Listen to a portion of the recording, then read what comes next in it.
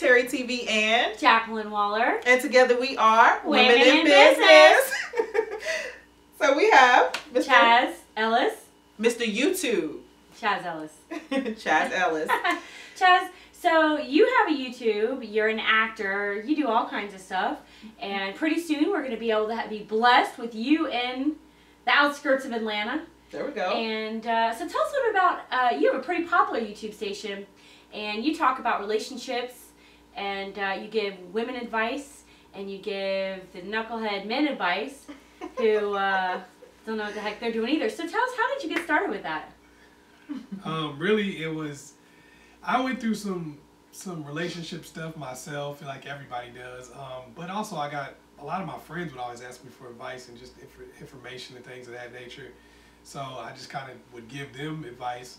Then I kind of started doing it on Facebook, and people started asking me more stuff. So I was like, you know what, it'd be easier if I just did a video, you know. And then I kind of started doing some videos on YouTube, and people would keep sending in questions and stuff like that. So it would be harder for me to try to answer questions individually because I started getting a whole lot. So I just started making more and more videos, you know, to answer questions that were asked by multiple people.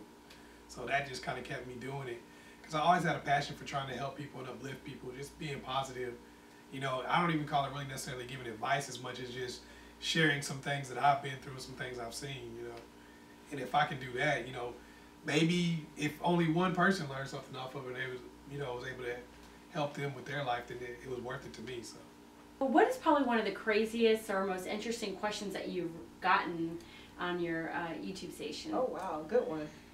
Man, I get, you know, it gets to the point where they're not crazy anymore.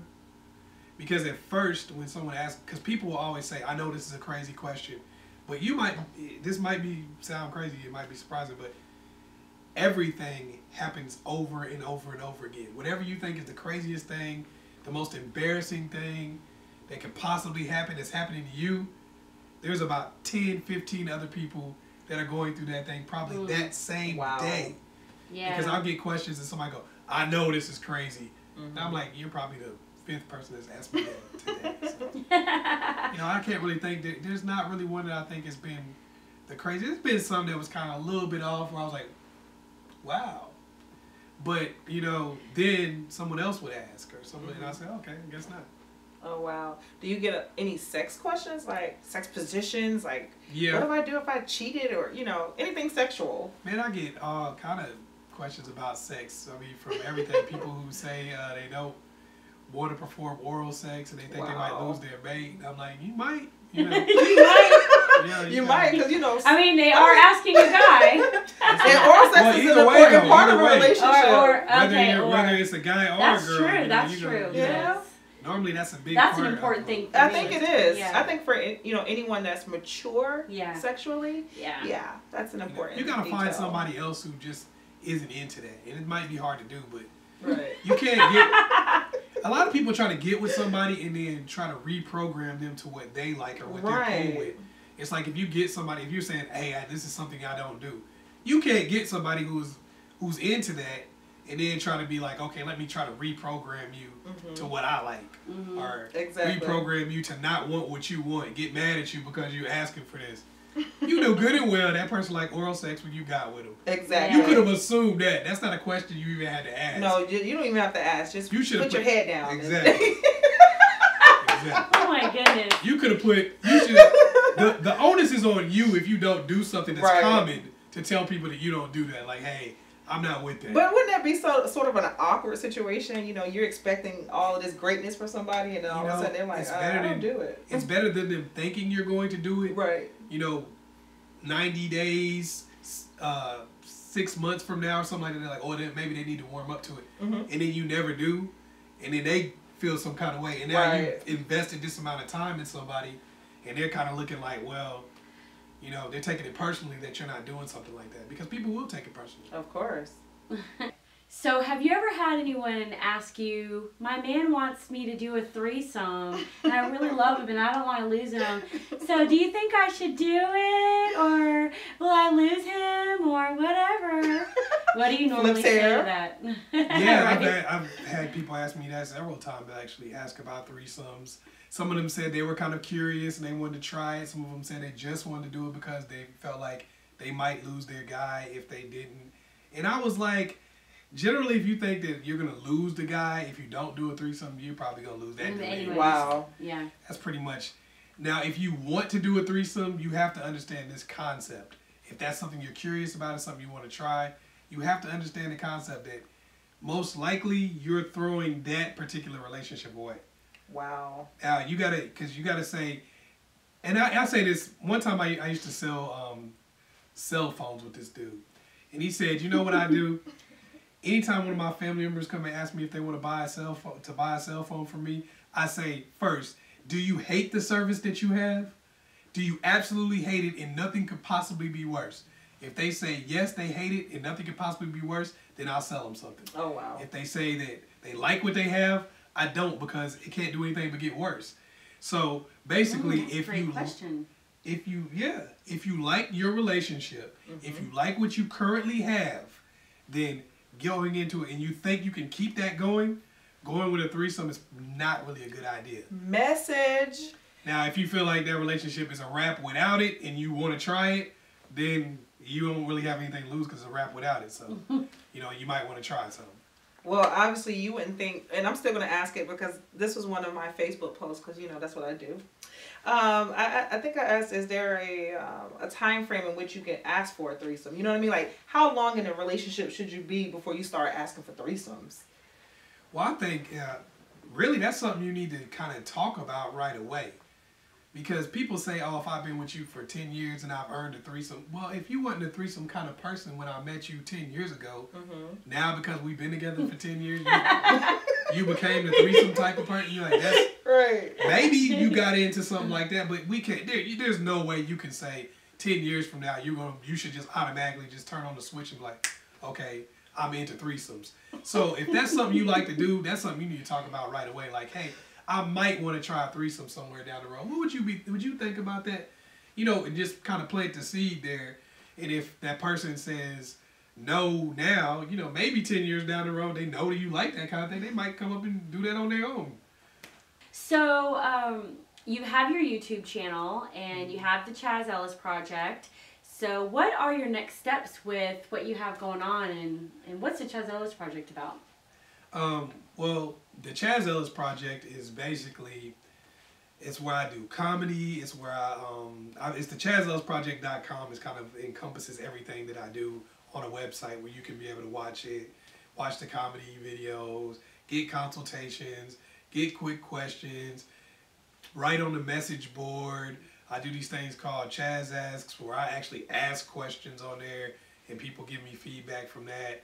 I put little tags up, you know, all kinds of stuff. You know, it's basically like a place where you can just get inside the mind of Chazz Ellis and kind of see all the things I'm doing. And just, you know, in the future, I'm just doing more acting. I'm getting involved more in doing live events. Because people always say, oh, when are you going to do another live event? I do the live streams, but like when I'm actually going to let people come back out again. So people ask me about that all the time. So I'm getting more into doing some of those things. And just like trying to come to where you are. I know I got people that ask me questions from everywhere, like all over the world. So I don't know how quick I'm gonna get to England. I know some of y'all ask me that all the time. So you need to have 100 or 200 of them, bring some money together to pay and bring you out. Right, exactly. Or get a venue. They need to get the venue. They need to host it. They need to pay for your ticket. They need to pay for your time while you're out there, and pay you a stipending for coming. Exactly, I agree. You know, well, help me, help you, help him, help you. Because he can't really help you if you're not helping him. Does that make sense? So Valentine's Day coming up. It's gonna be a Valentine's Day. Question. You know it has to be a Valentine's Day question. I got my pink on. You know, I see that. I'm all festive with it. You know, so what is a great Valentine's Day gift? For a man? For a woman. Oh, well, both actually. Yeah. So from a woman to a man, what is a good Valentine's Day gift? From a woman to a man, I won't go too specific, but I guess you have to get a guy something that he actually wants and not something you want him to have or want to see him in or want him to see him do. A lot of times, a lot of women will get you a gift and it'll be something you like, you know good and well I don't like this, but you keep saying you want to see me in checkered shirt. Now I got a checkered shirt. You know, I think a lot of times you know what your man Or actually the tie likes. with the fish on it The or tie something with like the that. fish on it, the silk drawers. Oh, not the silk boxes. I mean, you don't get him, That's you so know old school. you know he didn't want them silk drawers. You know he didn't want that. You know, get him something that he would actually like. Gift certificates are really good for guys because then they can pick out But it's their so own thing. impersonal, though. It's not like. But see, you can wrap it in a little heart-shaped thing or whatever. You can put it on you. You know, you can get butt naked and wrap yourself in a bow. Put a little gift certificate on one side of the bow, another gift certificate on the other side of the bow. Let him open it up. He would like that. He would enjoy that. You know, make him something to eat that he really likes. You know, just like if you're gonna do a Valentine's Day thing for your man, try to make it about him. You know, stuff that he actually would enjoy and he would like. Gotcha. And, What if she bought herself a nighty and then wore it for him? Would that be a gift for him? you know, y'all do that quite a bit. Yeah, you can do that anytime. I'm just joking. Now, from a man to a woman, let's hear this. Like, because I know I'm a woman. Like, what do you think I would like for Valentine's Day? Well, see, this actually goes into a little bit of what when you get with a woman, I say this all the time, know her story. This is why you ask questions. This is why you ask a lot of questions.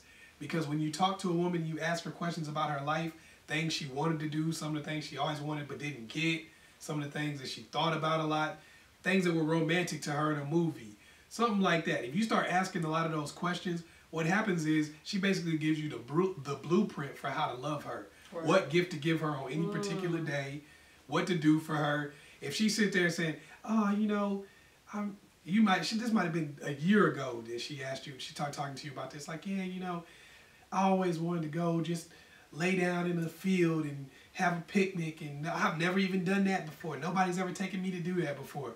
You know, it could be something simple as I've never been in a hotel room with a jacuzzi. Everybody's life is different, you know. Yeah. It's different levels, so the amount of money you have and stuff like that can kind of fit into that, you know, because there's always things that people would really appreciate that may seem everyday to some people, but it might be some people might, I never had a foot massage. Just all kind of stuff, because you don't know who they were. So be in tune with what she says out of her mouth. With her story, yes. Right, okay. And then so you know a little something, I guess. That's how you know the gift. Yeah. There are times when women and men will say, I don't really celebrate Valentine's Day. It's just another day to me. I feel like, personally, that a lot of women do like Valentine's Day. It's not that they're forcing their mate to do something for them, but they really do like to celebrate it and feel special. It's in our innate nature to do that. So what is your response normally if someone asks you about that? Well, I think Valentine's Day, it's a day, but of course everybody likes to feel special.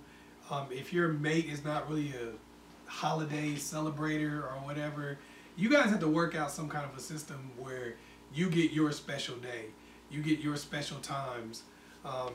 I wouldn't get so caught up in the fact that it has to be Valentine's Day, because if somebody didn't tell you that was the day, then you wouldn't even know. So, you know, just make sure that you have a day that's special to you, whether it's your anniversary, you know, when you guys met, whether it's your birthday's your big day, or a bunch of days that you have that you're kind of like, hey, you know, just let them know that there's certain things that you'd like for them to do to make you feel special, and reciprocate. Also try to make them feel special, because the best way to show somebody how to love you is by loving them that way, you know, or showing them or loving them in the way that they would like to be loved. You'd be surprised, people, if the person really does care about you, they will try to reciprocate. They'll try to give that love back. So, you know, if you want a special day, make a day special for him, you know, and then he'll kind of tap into that and say, oh, okay, I guess this is what she's looking for. And if not, maybe that person, you might have to tell that person a little bit like, look, remember this special day I gave you? I was showing you what I wanted also. Right. You know, get it together. And then if they don't do it after that, then you might have a problem. So tell us where they can find you on YouTube, your website again, whatever social media sites you're on, if you're on Instagram, Twitter, all that. You can look me up on Ask Chazz Ellis on YouTube. It's also Ask Chazz Ellis on Facebook and Ask Chazz Ellis on Twitter. And the ChazzEllisProject.com. You can find me on all of those. If you go to Ask Chazz Ellis on Facebook, it's going to be a bunch of stuff from the ChazzEllisProject.com also. So just click on one of those things and you'll be on the website. Make sure you have 2 Z's, not 1. 2 Z's, not 2 1. Z's. Yeah, you won't find me if it's not 2 Z's. I don't think. Who knows?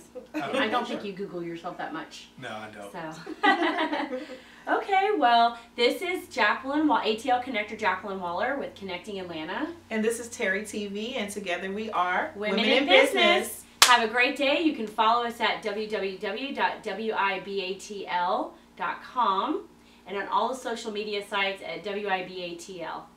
Bye, guys. Bye. And happy Valentine's Day.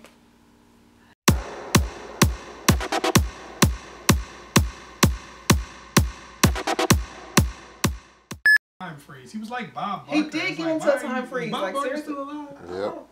Oh. Yep. He's still kicking? Oh, wow. Bob Barker. I thought he But was he's not dead. doing The Price is Right anymore, though. Are we rolling now? Yep. And you know he got okay. all of this, right? Yeah.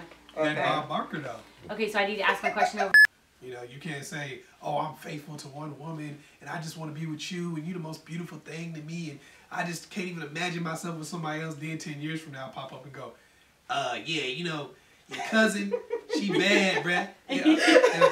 Okay, it don't have to be her, but I'm just saying somebody look like her. Right. You know, it's been plenty of guys that have lost their woman to another woman. So Oh, that's true, too. I actually got some questions about that before, you know, people who've lost their women to other women. How do they get them back or something like that? They usually don't. No, you They can't. usually don't. It usually does not work out.